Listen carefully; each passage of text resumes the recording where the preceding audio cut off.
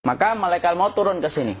Makanya ketika sakaratul maut sudah datang, maka yang baca Quran hentikan. Kenapa? Oh, memang gitu, ya.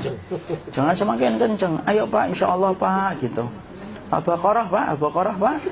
Al-Kahfi, Al-Kahfi. Enggak lah. Yang baca Quran berhenti dulu. Kemudian digantikan dengan kita mentalkin. Antum agak ke sana dikit. Masya Allah ya. Orang yang meninggalnya kooperatif ini.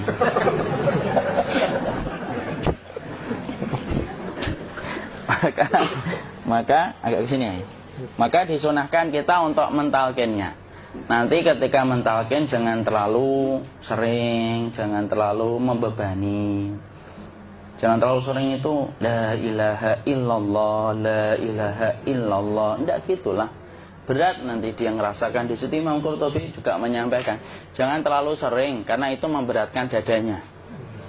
Jadi ketika mentalkin saya sampaikan, boleh diganti atau enggak Ustadz? Enggak lah, talkin itu ibadah. Ibadah itu tauqifiyah. Tauqifiyah itu enggak usah diganti. Karena Rasulullah mengatakan lakinu ala mautakum la ilaha illallah. Talkin orang yang meninggal di antara kalian dengan la ilaha illallah. Enggak usah diganti Allah Ustadz yang lebih singkat, lebih pendek. Enggak usah. Subhanallah Ustadz, enggak usah. Kenapa?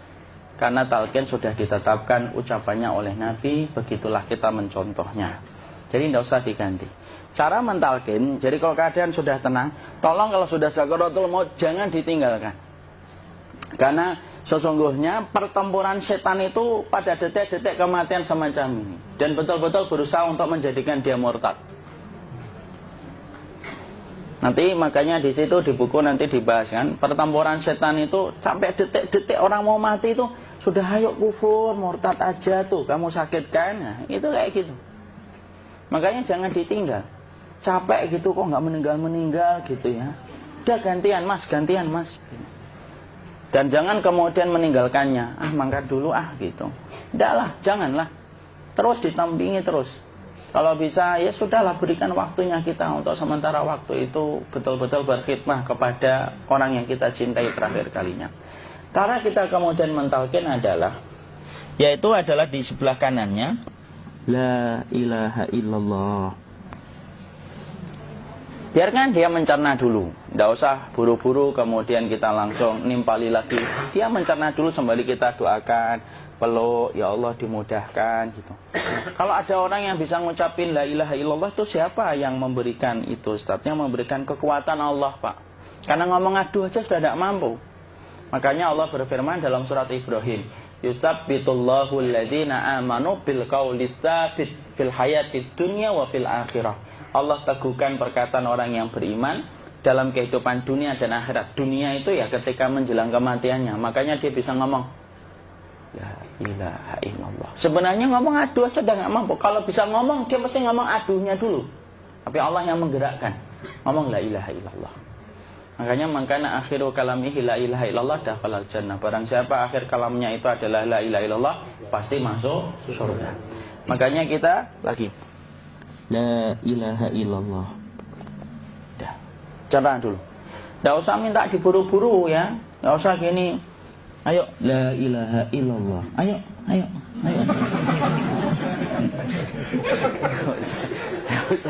Enggak usah gitu. Ya, biarkan dia pelan-pelan gitu. Ayo tapak, ya Allah capek saya Pak. Enggak usah gitu. Ya, ucapkan la ilaha illallah. Kemudian dia mencerna. Lalu kalau dia sudah mengatakan, untuk mengatakan la ilaha illallah. Ya, kalau sudah mengatakan la ilaha illallah, berarti sudah. Enggak usah ditalkin lagi, enggak usah. Belum meninggal juga Ustaz? Enggak apa-apa, biarin aja. Dia di situ aja. Kecuali dia ngomong lagi dan enggak usah diajak ngomong, alhamdulillah ya Pak, ya Allah gitu. Terus dia jawab, alhamdulillah. Ya.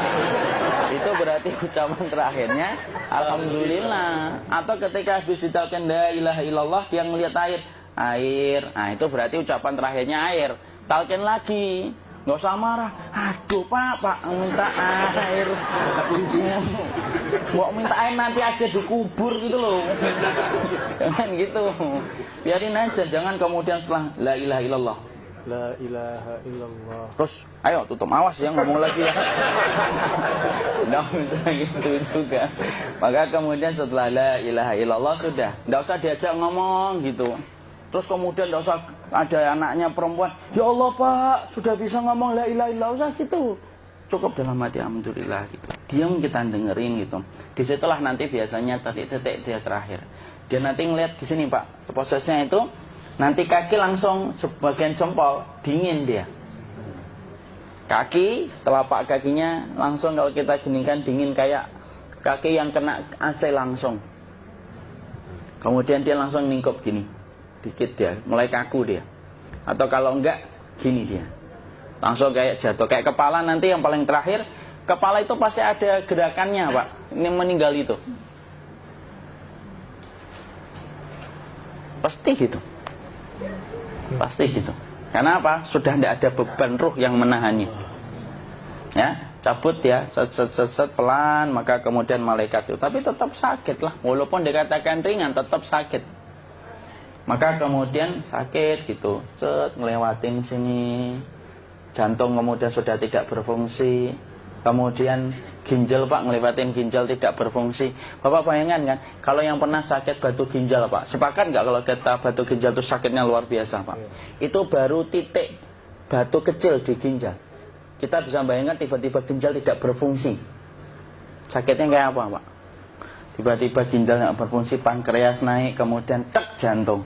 Jantung ini dia masih hidup dia, di sininya masih hidup walaupun jantungnya sudah berhenti. Naik. Kemudian mata, dia ngelewatin mata. Organ tubuh yang paling setia sama ruh itu mata. Maka kemudian mata dia ngelihat dia, set. Ngelihat set keluarnya, set naik dia. Ya dilihat ini sama dia.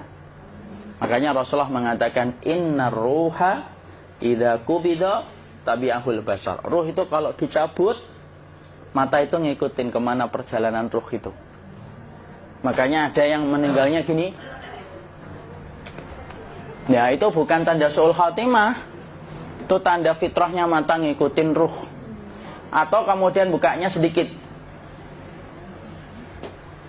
Ada yang kayak senyum Pak. Ada yang kesini yang keringetan. Nah, itu tanda husnul khatimah. Ada yang senyum.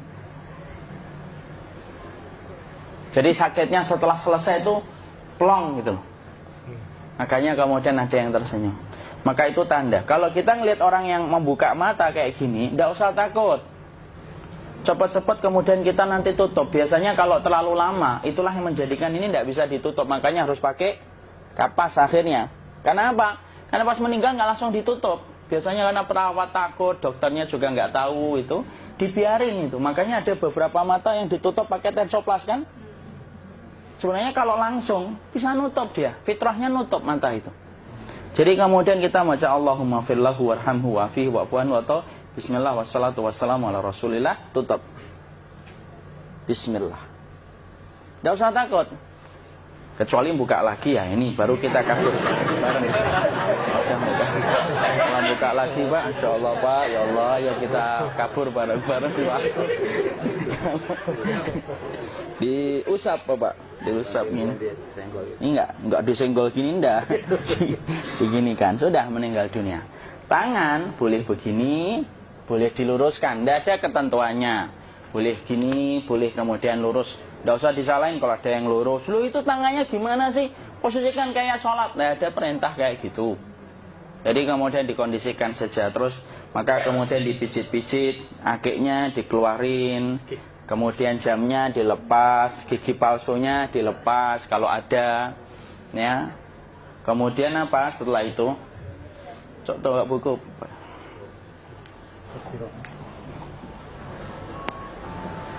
Kemudian kalau bisa awal-awal kemudian taruh buku atau sesuatu yang agak berat di perutnya ketika baru meninggal dunia. Kenapa kemudian ditaruh kayak gini? Bukan apa-apa, supaya membantu sisa-sisa pencernaan dia untuk keluar. Nanti Pak, biasanya kalau kita taruh agak yang berat gini atau kemudian kita gini-gini kan, ini udah makan belum lagi? Udah makan belum makan kok udah gede ya? Maka pencet-pencet kayak gini, biasanya nanti ketika dimandikan, nah pas dimandikan diginikan saja. Aduh. Nah ini dia sudah keluar di belakang, dia gini. Terus nanti keluar dia. Nah ini keluar langsung di belakangnya. Dan memperlakukan orang kalau sudah meninggal dunia itu yang lembut gitu. Kenapa? Inna kasra admil mayyiti kakasri admil hayyi. Mematahkan tulangnya ketika orang sudah meninggal dunia itu lebih dia rasakan sakit ketika mati daripada ketika masih hidup. Tuh Islam itu sampai sama orang mukmin itu kalau sudah meninggal aja sampai selembut itu. Kok hidup kasar itu kebangetan dia jadi orang itu. Mau sampai orang mati itu kemudian disuruh yang lembut, kalau ada aib disuruh nutup, tidak boleh diceritain. Misalkan di belakangnya beliau ini ada tompel, gagah-gagah tompelnya gede gitu. Tidak boleh cerita, Masya Allah loh. Sampai segitunya sunnah itu, ngajarin kita untuk nutup aib. Kalau ada orang belajar sunnah sukanya buka aib, nyari-nyari kesalahan orang. Sunnah yang mana dia pelajari itu, saya bingung. Makanya kemudian gini, setelah selesai, maka kemudian tutup dengan kain. Maaf ya, ya. Ya. Nanti kalau nggak kuat napas ngomong ya. Maka ditutup kayak gini, ditempatkan kemudian jangan di tanah, tapi di atas dipan. Karena apa? Syekh Abu Malik Kamal Said Salim dalam Sahih Fikih Sunnah menyampaikan supaya tidak cepat busuk. Dia taruh di atas. Kemudian ditutup pakai kain apa saja, ya, sembari nanti kita mempersiapkan tempat mandinya, tempat kafannya dan yang lain sebagainya. Maka kemudian kalau ada yang datang boleh dibuka.